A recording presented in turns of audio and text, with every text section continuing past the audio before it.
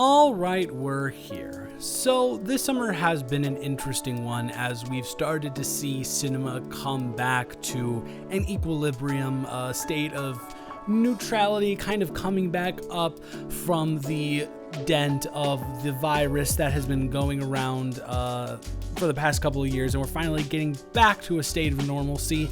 And it's never really a state of normalcy or for a summer of cinema until we get the mainstream art house horror release of the year. And for this year, we have Jordan Peele's highly anticipated third project, Nope. Now, while everyone else was very, very excited for this film to come to theaters, I was a little bit on the edge somewhere in the middle. You see, the problem for me with Jordan Peele's filmography is I have a complicated relationship with it. Do I think that Jordan Peele is able to evoke visceral emotions and is able to really, really visually tell a story?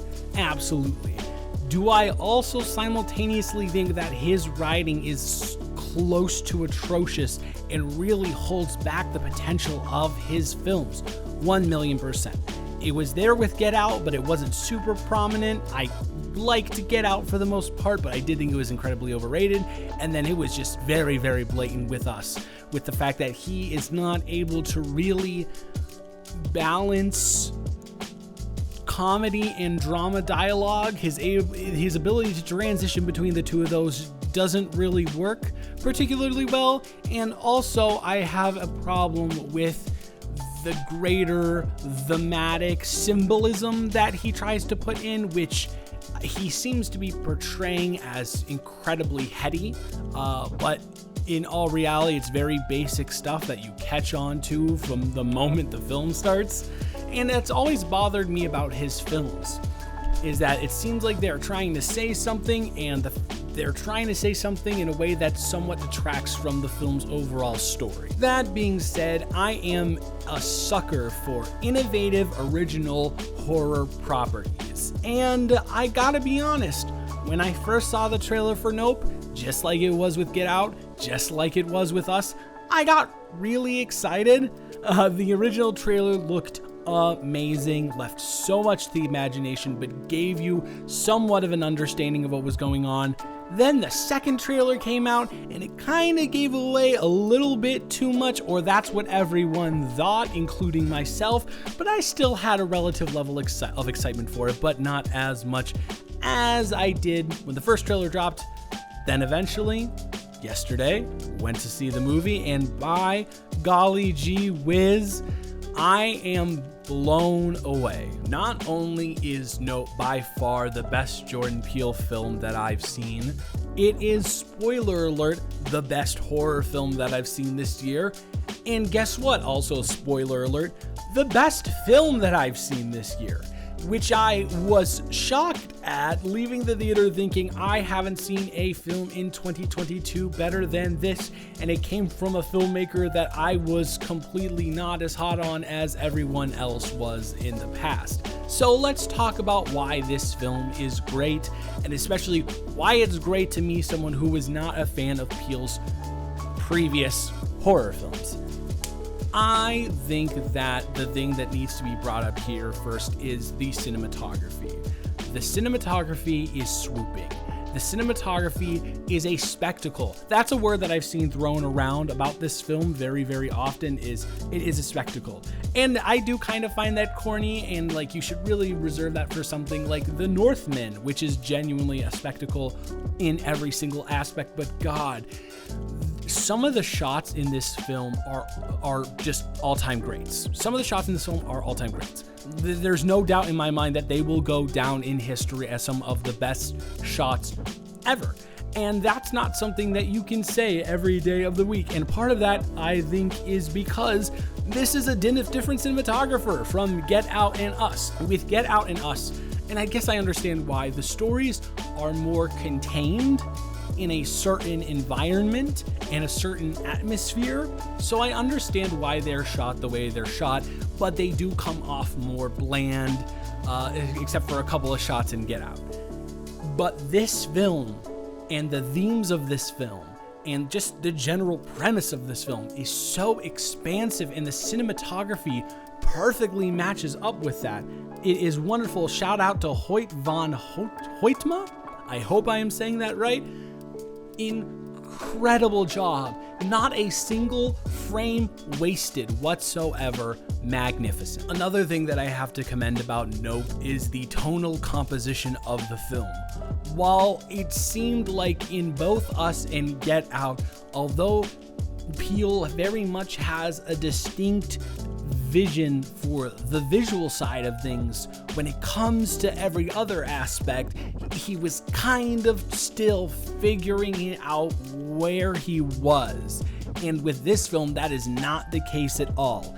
The tone of this is a perfect blend of like classic 80s sci-fi films and modern intellectual horror films, and sprinkle in just a little bit of like mumblecore horror films, and it works so perfectly. Also, this is the first film that does not include a ton of comedy, and oh my gosh, it's a blessing.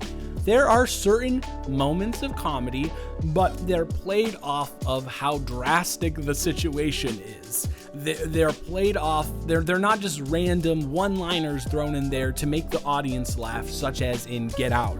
In this film, these lines have context in the story, and they work there, and they add on to almost the tense nature and like uncomfortable laughter is a big thing in the film. Like, oh, you're not supposed to be laughing here, but we're gonna throw in a joke, and it's just gonna add to that atmosphere of like cloudiness. Oh my gosh, so well done. Another thing that really adds to this film is the thing that initially got me excited about it when I first stumbled across the project on Wikipedia or Movie Insider or wherever I found it 2 years ago, and that is the cast. When this was initially released as an idea and the concept art was put out, there were 3 names attached to the film. And those 3 names were Daniel Kaluuya, Keke Palmer, and Steven Yeun. And those 3 actors are people that, from what I have seen of them, have never put out a bad performance. They are always doing great things, and they are always carrying movies or shows or whatever on their back. And it is the same here. Despite how little showtime Steven Yeun really has, how much screen time he has in this film, he carries every second that he is on there. The dynamic between Daniel Kaluuya and Keke Palmer is one of the most authentic brother-sister relationships that I've seen in a film. It's so genuine, it's so real, and there's this constant underlying tone about the death of a family member there that's never really touched on, but is very potent, and I love that for this film. Also, Michael Wincott was good in his limited role, but more importantly, shout out to Brandon Perea, who came out of absolutely nowhere other than being on The OA and killed his role more than I would have imagined him killing his role, from seeing that the only film he's really been in before this was Dance Camp. Immensely impressed by his performance as well, and the way that he blends in and meshes with Daniel Kaluuya and Keke Palmer throughout the film as kind of a little bit of a crazy man to their straight men is wonderfully done. And as much as I could keep rambling about what I love about this film and how much I love this film, probably for an hour or so, I do have to include a slight negative that just barely keeps it out of a 10 for me. And spoiler alert, I'm sorry. The ending of the film, the third act, does start to fall into a little bit of a generic territory, because the first 2/3 of the film are essentially you guessing what the heck is going on, being confused, and gradually getting more clues to finding out what's going on along with the characters. Then in the third act, you know what's going on. You know what's happening, and you can kind of then start to pave a way in your mind to be thinking, this is how it's going to go. And it goes that way. You know what I mean? And that's kind of a disappointing thing to see from a filmmaker who in the past did not follow that trend. But you know what? if that's what he was sacrificing in order to get the rest of his vision done, I will take this 1,000,000%. I will take this 1,000,000%.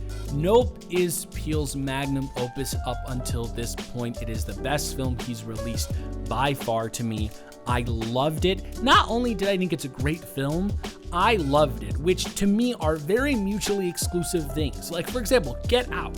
I thought it was a good film, but I didn't like it that much. Nope is great. Nope is amazing. You need to go see it right now. And ultimately, I am going to give Nope a 9 out of 10. It just misses a perfect score for me. Absolutely go see it this weekend. There's no reason for you not to. It's the best film that's been released inside of the theater system this year. And I'm going to be honest with you, I cannot wait to go see it again. And I do not say that about many films, man. I can't wait to go see Nope again in theaters within the next couple of weeks. And I can't wait to hear what y'all think about it. Let me know in the comments, I guess. Like, this isn't like a, oh, hey, YouTuber want interaction thing. I genuinely like hearing your opinions. And I like having discourse in the comments about these films, so just let me know what you thought about it. So that is it for me for this video. I hope you are having a wonderful day. Thank you so much for watching this video. Monday, I'm going to aim for a video essay on a YouTuber that I really like. I'm gonna hopefully get that out by then. If not, you may see a very different type of video coming out that I haven't really tried, but you know, you gotta experiment. So that is it. Thank you so much for watching. Have a wonderful rest of your day, and I will see you in the next one. Goodbye. Thank you so much to my producer, Bwendisk, and my patrons, Weston Kateki and Zusivel.